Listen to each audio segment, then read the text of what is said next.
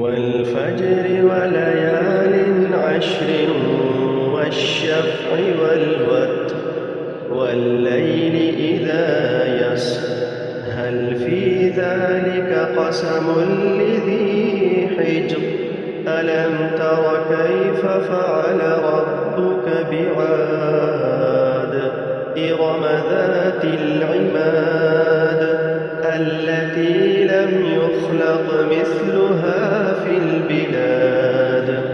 وثمود الذين جابوا الصخر بالواد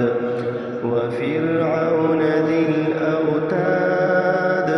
الذين طغوا في البلاد فأكثروا فيها الفساد فصب عليهم ربك سوط عذاب إن ربك لبالمرصاد فأما الإنسان إذا ما ابتلاه ربه فأكرمه ونعمه فيقول ربي أكرمن وأما إذا ما ابتلاه فقدر عليه رزقه فيقول ربي أهانن كلا بل لا تكرمون اليتيم ولا تحاضون على طعام المسكين وتأكلون التراث أكلا لما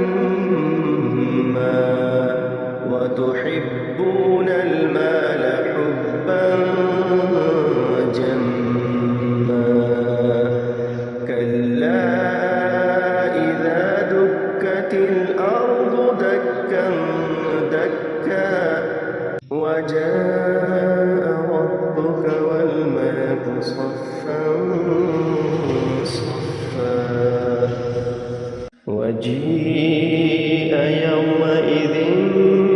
بجهنم يومئذ يتذكر الإنسان يومئذ يتذكر الإنسان وأنى له الذكرى يقول يا ليتني قدمت لحياتي فيومئذ لا يعذب عذابه أحد ولا يوثق وثاقه